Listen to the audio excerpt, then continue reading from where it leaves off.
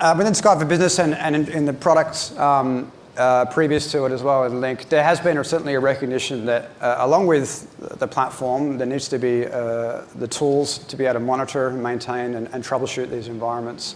But it also starts from earlier on in the planning phase, and there's a whole bunch of tools that Microsoft provides and partners provide around that planning of a deployment. That then sort of leads into, from planning going into deployment and driving adoption and provisioning as well. So there's a bunch of factors there to consider. And then leading into the operate phase, which tends to be mostly where I'm having the discussions now. I guess we've got a lot of momentum happening in the industry with Skype for Business and Link before it deployments. So people are becoming familiar with the concepts of how to deploy and drive adoption around this. So it's becoming, I guess, more widely known. But now there's a lot more focus on operations and achieving the operational excellence that we talked about. And to do that, you may need some other tools to help look into what's really going on. And again, some of the statistical information you've got in your reports may not cut it. You need to look at user surveying, and then how do you do that at scale as well. So one of the things, probably more in the planning and deployment phase, that's new in Skype for Business, as part of the control panel, they've added now the ability to configure that hybrid deployment. I mentioned in an earlier session that I'm really encouraging customers now to think about deploying a hybrid deployment of Skype for Business that has on-premise infrastructure to give you all the unrestricted functionality you can get today with on-premise deployment, but also connected to the Office 365, because there are scenarios like broadcast meetings that are going to be available when you have that hybrid deployment. And now it's a lot easier to do. So within this is the web interface for where we do most of our configuration for Skype for Business. On that front page, you have the option there to sign into your Office 365 tenancy with your admin credentials. And there's basically a wizard there. You hit another button, it starts a wizard and said, I'm going to configure hybrid for you. There's a few prerequisites around having that directory sync and things in there, which you would generally have if you had Office 365 up and running. But setting up that hybrid integration between the on-prem and cloud environment, in the earlier versions, it was a bunch of PowerShell commands and stuff you'd have to do. So it's become a lot more easier to reduce that barrier to that transition to the cloud, or at least hybrid in the meantime. So a bunch of the tools that we're going to talk about are around troubleshooting. I guess troubleshooting is probably the more negative way of looking at it, but it's really starting with the monitoring and keeping an eye on the environment and really understanding what's going on. And there's several parts to that. I'm going to talk through some of the tools that Microsoft provide out of the box for you to use.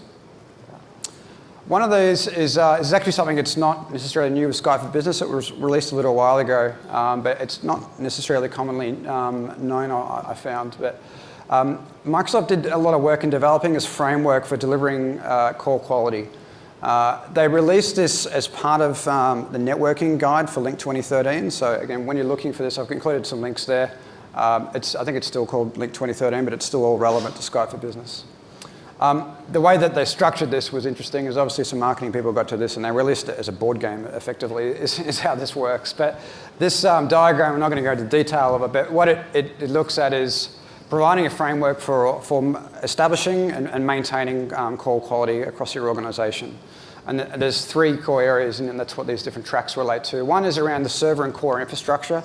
So and a key enabler for that was the release of the key health indicators that Microsoft published. So there are a bunch of statistics. I think there's at least 70 in a typical deployment that looks at things like CPU and memory and disk write times and that sort of thing. And they've provided these metrics and the thresholds which you should be within to make sure that you've got a healthy environment. So those key health indicators is what we leverage, and you'll see that a lot of the partners have included that into their solutions as well. The next part is obviously the network. So the communications are only going to run as good as the network you're on.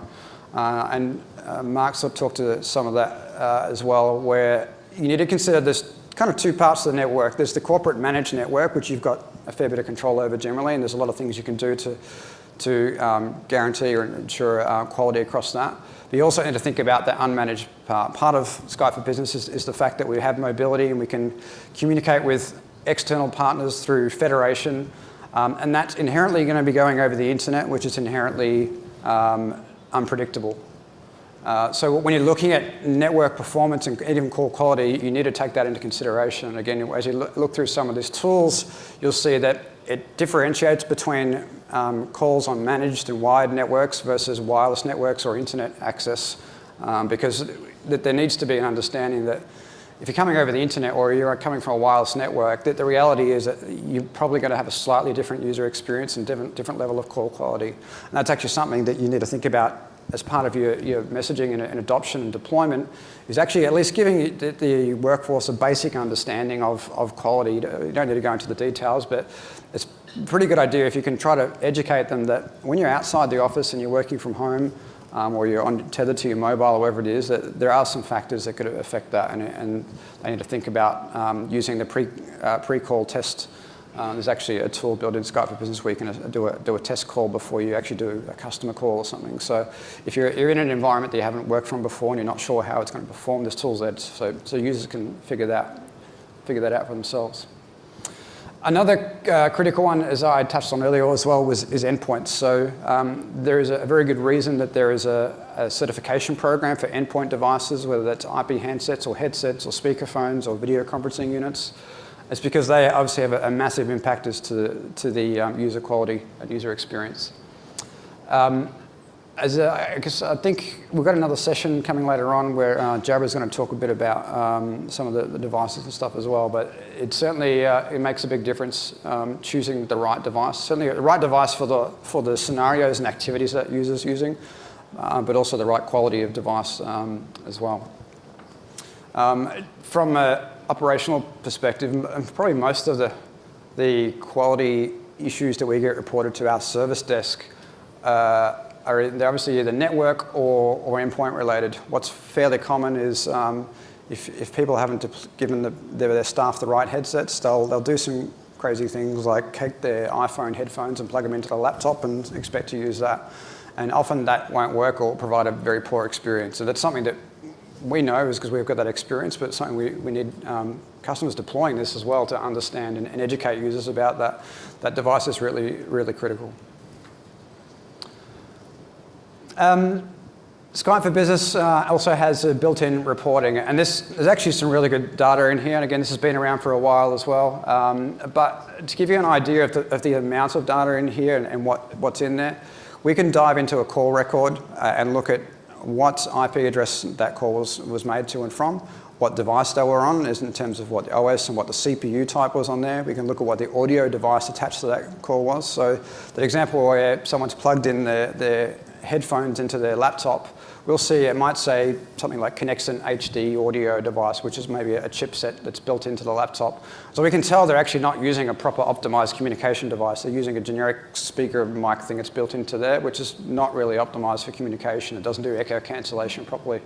So using some of these built-in tools, we can very quickly identify where some of these issues are. So there's an enormous amount of data in here, and also there's some trending data as well to have a look at adoption. One of the things about it also reports on call quality, so we'll give you a score of what the overall quality of that call are. But again, this is where some of the details matter, because that quality measurement that Skype for Business does natively, it's actually reported at the end of the call, and it's basically a summary or average of that call. So if the call went for an hour and 10 seconds of that was complete rubbish, then that's probably still going to be a bad thing. But if you average that out and look at the report of that call, it might not look that bad. So where, again, some of these partner tools actually allow you to dive a bit deeper into the details of where that call, how that call went and where it went wrong. The call quality dashboard, this is a new feature in Skype for Business. So it's really it's built upon the same monitoring data I was just talking about, but providing a much more richer view of that. So it takes the same data and puts it in another base and cubes and whatever they do in database land to make stuff look pretty. And that they present and allow you to customize dashboards that are focused on call quality. And again, these will take into account the different types of networks that people will be operating from and differentiate between them as well. So it's a good tool to be able to keep an eye on call quality. This is still, again, based on the average call quality of a call, and that doesn't allow you really to dive into the details of anywhere in that duration. But it's certainly a very handy tool to try to keep an overall view of call quality. CLS logger is has anyone in here ever done troubleshooting on Link before, or OCS, and used the monitoring tools and the troubleshooting tools? So you might know from Link 2013, they did a cool thing where they created this centralized logging service, which is great. It allows you to capture logs from multiple servers simultaneously and collate that back together and then report on that. However, to do that, you really had to do it in PowerShell. So you had to sort of have a whole bunch of commands all set up and run and figure out what scenario you're doing and do all that through a command line interface. So one of the new things that they've done in Skype for Business is finally released the updated version of CLS Logger. This was still there, but it didn't work in the multiple server scenario. Now they've updated it so you can define a scenario that you're trying to troubleshoot. That might be inbound to outbound PSTN calls. It will actually set all the right logs and traces to go and collect. You tell it which part of the infrastructure you want to run on. You hit start scenario. It goes and captures all those logs, so you go and try to reproduce your problem. It merges all back together, and then you can filter down to those logs and then export that to Snooper, which is another tool. Again, it's been around for a long time. It's been updated again for Skype for Business. This is a tool that works with those logs, and it gives you a much more easy to read version of that, breaking it into SIP dialogues and communications. So we can look at a particular interaction and even see, bring up things like ladder diagrams to look at what the interaction was between a client and a server and where that might have broken down. So again, these are native tools. Some of these have been around for a while. They've been enhanced, again, with Skype for Business. So there's some of the native tools. As part of the overall solution, though, we've got also the systems integrators that you can work with that can give you advice and may even have some of their own tools around doing and providing operations improvements. But there's a new category of certification that Microsoft's come up with, IT Pro Tools, and I'm going to have some of these partners up today to talk to some of those. But I expect that to be an evolving space as well, and have more and more solutions that address these challenges. There's also hardware partners as well. So the gateway and SBC device vendors will have tools and features as part of their offerings that will address certainly many of these challenges. The IT Pro Tools certification, I said this is where you can find details about, in fact, all sort of partner solutions for Skype for Business. There used to be a link catalog, so this has been recreated for Skype for Business and a new version of that. So this covers everything from phones to devices, meeting peripherals, meeting rooms, networking, hardware, load balancers, and also the IT Pro Tools now as well. So again, there's a link there for when you download the decks to find that. Within the IT Pro Tools category, they've defined, I guess, a few key areas where they've recognised that we need some deeper solutions in, and this is where the partners in this space tend to focus on providing solutions around some or potentially all of these. So they start with pre-network assessment. Again, earlier I pointed out that obviously the communications experience is only going to work as good as that network that you're running on. So Microsoft provides a framework and guidance as to how you should do that. Typically, we find our customers come to us as a systems integrator to help them do that. We've actually invested in tools and with these vendors to be able to run pre-network assessments, network pre-assessments. So we can actually simulate call loads and traffic on your network that will look like Skype for Business traffic before you've actually deployed it. So you'll know whether or not you need to do any remediation in your network. Planning and deployment, again, that's another area where there's, as part of that, there's network planning, but also infrastructure planning and capacity planning and adoption planning as well. Provisioning, so while Skype for Business users are all based on Active Directory identities, there's still the control panel or PowerShell where you would need to go to actually enable that AD user into a Skype for Business user and give them the appropriate policies and the appropriate phone number. So there's opportunity here, and we'll see an example of that shortly of how we can automate that to just effectively get to the point where HR onboards a new user, they create their details in a system, it might get fed into AD through something like FIM, and automatically they get given a phone number and the appropriate policies. In the operational side, again, there's the deeper monitoring tools to get into the details of those of those challenges you may be facing in quality. The troubleshooting tools to actually diagnose, and what we're seeing is that these partner tools actually, many of them have the capability to actually dive right in and not just tell you what's gone wrong, but actually what caused it. So effectively root cause analytics that it's happening in there to actually tell you where things are going on and what to do to fix it. The overall reporting, so this is probably more from things like service availability. We're finding more and more as we're working with larger enterprises that they're giving us more demanding requirements around reporting and service availability and making commitments to that. But one of the tricky things can be actually to measure that. Skype for Business is quite a sophisticated platform that has many different elements to it. There's different types of communications. So defining service availability for Skype for Business can be a challenge in itself because there's many different parts to it. Often people will treat the enterprise voice part as one workload and have a service target for that, whereas instant messaging and presence may be a slightly lesser service availability target because it's maybe not as critical as voice. And user satisfaction, again, when we talk about some of the reporting, we can look at the stats and numbers, but you'll often find that, as Mark said, users may not report the issue that they had a really bad conference call because by the time they're finished, they've forgotten about that and moved on. But having tools that you can go out and automatically survey users and get that feedback and be able to report on that will give you some good insights as to what's really happening without just looking at numbers from your servers. So with that, I'll ask the three partners we've got to come up and we'll have a look at some of their solutions. So guys, you want to come up onto stage? I'll ask you all to come up actually just to make it quicker.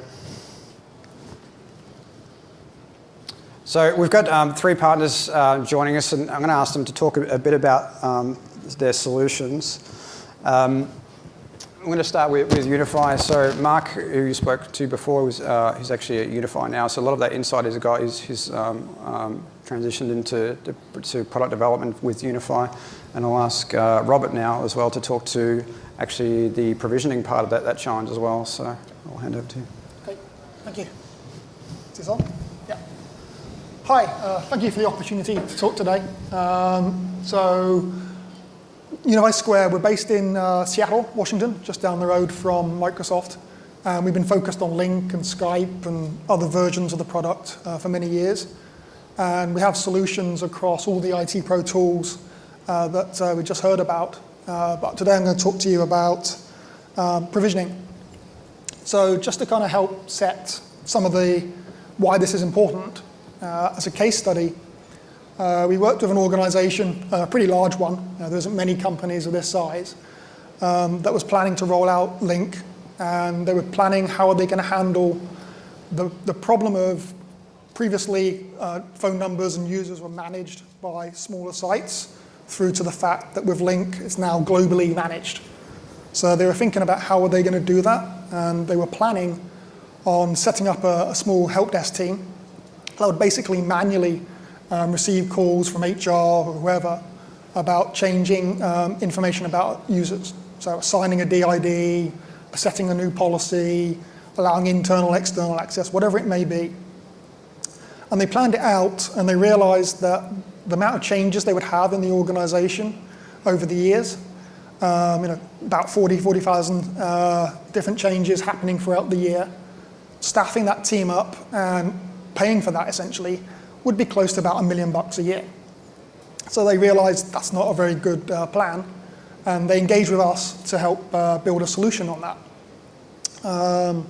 So obviously, like I said, this is a very large organization. So a smaller organization will have a smaller number here, but when you're looking at $20 or so a ticket, those numbers do add up. So it's worth planning really early on. What are you going to do about handling that migration to a centrally managed user provisioning?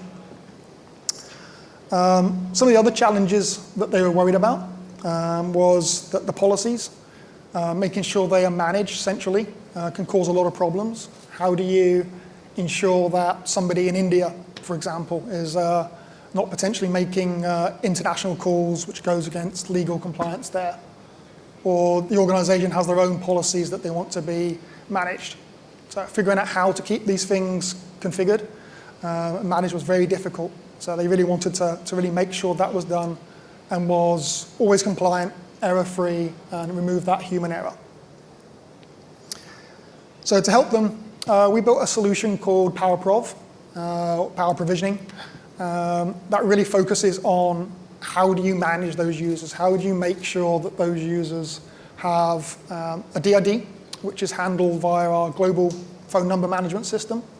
So you can imagine that you enter in your number ranges for all your different locations, and then it's then handled there centrally, rather than having different spreadsheets or something else that people are manually trying to keep up to date. You can also use the system to configure rules about what your policies might be, so that different people in different locations, different roles, whatever they may be, you can configure what are the right policies for those users. Then automatically, this information is then used by the system so that as a new user joins the company, or maybe they move location, they automatically get assigned a DID. Or if they leave the company, that DID gets tombstoned for a month or whatever the company may decide, and then goes added back into the pool of available numbers at a later point. Additionally, we added a help desk experience so that if there's those rare exceptions where the system needs to be changed, let's say a specific user doesn't like their phone number, number 13 or whatever the number may be, they can call up the help desk and be provided with a new number and override what the system may have automatically allocated to them. And then finally, the last thing is just making sure that those policies are automatically enforced. Just because users move location or move roles, they can be handled. Additionally, as your policies may change, having those reapplied across the organization can be carried out. So just very briefly, that's Prov. If you want to hear more, please come by the booth and we'll tell you more. And thanks, Rob. So Alex, tell us a bit about what Nectar's doing around this space as well. Sure. So, afternoon, Alex Crawford with Nectar, and we're one of the selected IP Pro Tools partners that was selected about 2 weeks ago there at Ignite. So that's one of the key things that you'll see about us, as well as we're a depth partner. And what that does is that gives us some availability to actually guide what the SDN API information is going to provide to you guys. And when you guys ask for that information and those key indicators that you want to be delivered from the Link ecosystem, we actually help guide that and steer that from Microsoft and brings that into play. And what that does is that actually gets us the ability to get into what we call our foundation and basically the overall platform. Let me go back and say the overall platform of the UCMP, which basically gets into multiple components. So we talk about foundation, get into that ecosystem, make sure your front end, your mediation servers, all those are running smooth. Those KHIs aren't being impacted, that you can't establish calls. The certificates, what if your certificates expire? How do you get notification and be aware of that type of information? How about if you get a 60-day notification that your certificate's about to expire? So again, we bring some of that to the forefront and give you that visibility into that ecosystem. Then we get into the diagnostic side. As we know that the Link side of things, or Skype for Business, gives you that post-call analytical data. Well, how about if I can give you that real-time data off the wire from the network, from the user perspective? So we get into that and really get into the depth of understanding the user experience from source to destination and as it traverses across the network. Next, we get into that assessment type of transactions to actually ensure that your provider is not basically impacting your calls as they go across the network. So your dis-serve values are being honored. You can really demarcation of your network to say, yes, it's within our environment or it's within your provider's network. So you really can get into that troubleshooting and getting into really the root cause that is going on with your environment. Then we get into some call analysis modules, so we get into some CDR storage, ensuring that you're using least cost routing as it goes across your network. And then we get into some recording assurance as well, so we can make sure that you're recording, those calls are being recorded and there's no impairments that are happening to those as well. And then, of course, we can get into some enhanced reporting and advanced analytics that brings us to the forefront of giving you some great details of, was it a wired network or a wired call or wireless call that was impacted, all the wired calls, and you can see who was impacted in that and really get into the details of that.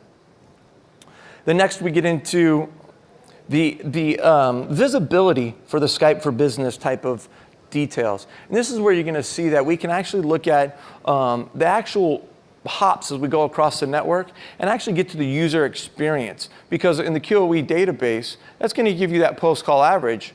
But what about if I can tell you what the real user experience was off the wire and actually see the details and give you that actual MOS score? And then I can actually give you into the actual network path that it took and actually find you the root cause analysis of basically why that issue was happening. Was it a QoS issue? Was it not my link traffic that got impacted, but maybe someone kicked off a backup in the middle of the day and saturated my link on a specific interface on a router?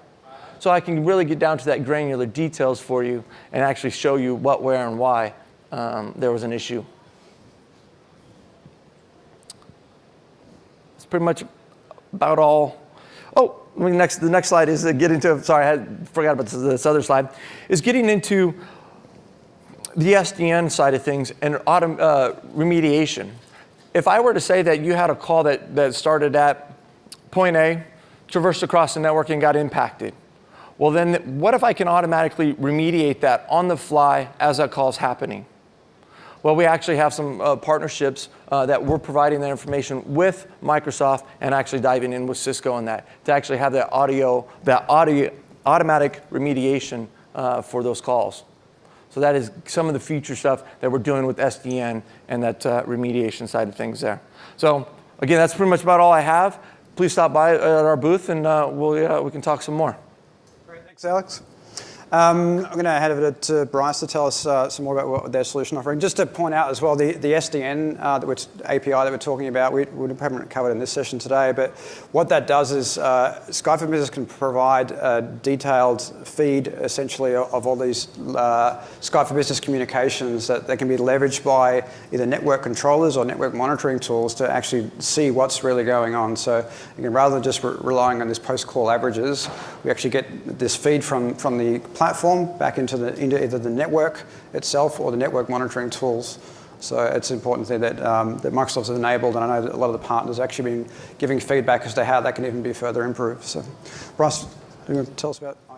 Thanks. So, as Nathan said, my name is Bryce Dunn. I'm from IR. If you don't know IR, we're an Australian-based organisation. Our headquarters is here in Sydney, just over in North Sydney, and we've got our booth here, but also everyone's very welcome to come and see us at our office, and all of our development, over 70 people working on our product is all based here in North Sydney. I'm going to talk about Prognosis, which is our solution for user experience management from a multi-vendor point of view. And that's really important because one of the things that we've heard loud and clear today across all of the sessions, from starting off with Tim Sheedy, going through from what Nathan's been talking about, even some of the previous sessions, is that we don't see Skype for Business or even Link 2010 or Link 2013 being implemented in greenfield sites. People always have something else. And what they're trying to do is they're trying to take some of the collaboration and customer experience benefits of Skype, or Skype for Business, and some of the cost savings that you can get from it, and add that onto their existing legacy environments. And so one of the things that we really try to focus on is to look at the broader ecosystem, because when you look at a typical Skype for Business environment, what you're finding is there's a variety of different pieces involved in a great user experience. You've got the core Skype for Business components, and we saw a really good overview of those from Nathan in an earlier session. You've got some of the things like gateways, session border controllers, interfaces to legacy systems, all of these sorts of things that need to work well to give your end users a great experience. And you've also then got the legacy PBX, which is normally part of that ecosystem as well.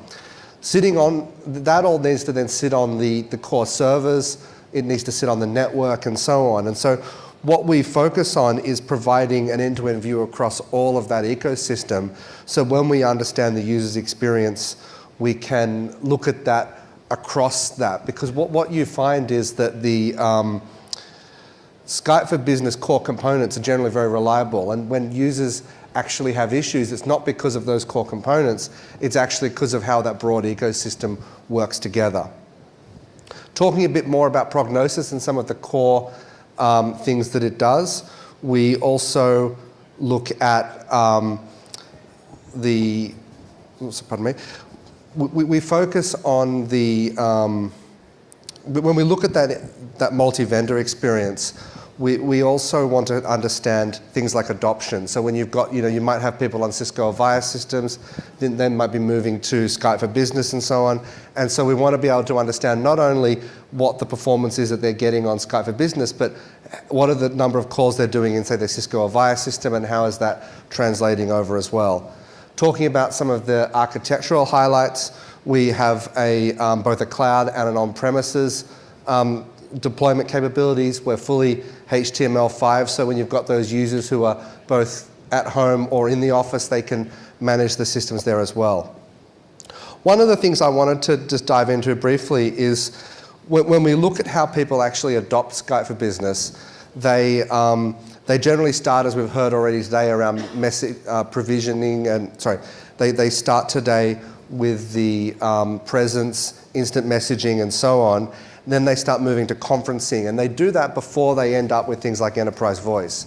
And so what we've been working on is some ways of helping people actually get the adoption they're looking for from a conferencing point of view.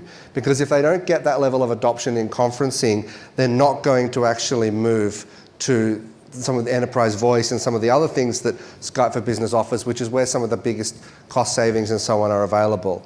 So this screen here is something that we're working on right now for release in a month or so, and it leverages the SDN API, which we've just certified against, not only on the SDN API, but also against SDN API on Skype for Business, where we can get in-flight metrics. And what's important about getting the in-flight metrics is it means that we don't need to have taps or probes or spans or any of those sorts of things, which can be very costly to get set up and also costly to maintain. And as you can see in the diagram there, we're able to track live while a conference is actually running the experience of those different types of users, being able to look at things like the impact on the network. Is this a wired or a wireless user? What type of a client are they using? Are they also using screen sharing?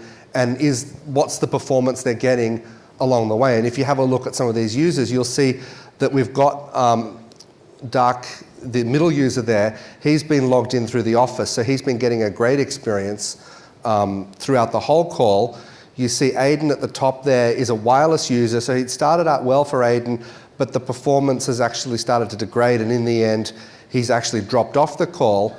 And then you look at the bottom there, Steve, he's also on wireless, and he's had a lot of trouble getting in and out of that call. Just looking again that it's often the ecosystem, not the core components that actually cause that problem. What we also try to do there is looking at this from an ecosystem point of view, correlate the what's going on from a user's experience point of view with what we see in the core infrastructure, whether that be in the Skype systems themselves or things like some of the servers and so on, as you can see in this diagram, where we're looking here at what's happening with the front-end server and the network hops at that point in time where we actually had 2 of our users drop off the call, to try and understand that.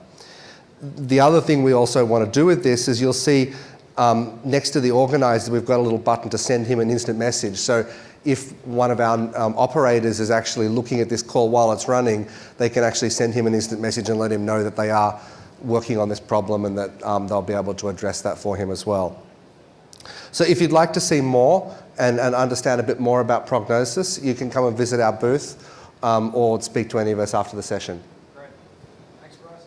So again, take the opportunity to go and talk to the vendors while they're here today. You got a lot of the ecosystem in one room, so it's a unique opportunity today to go and have a chat with them all. So thank you to our presenters, and we're going to go straight into the next session, which we need to do with mic handover. So we've got Brendan. You ready to do your session, and we'll just get you mic'd up and go into that. So thank you, guys.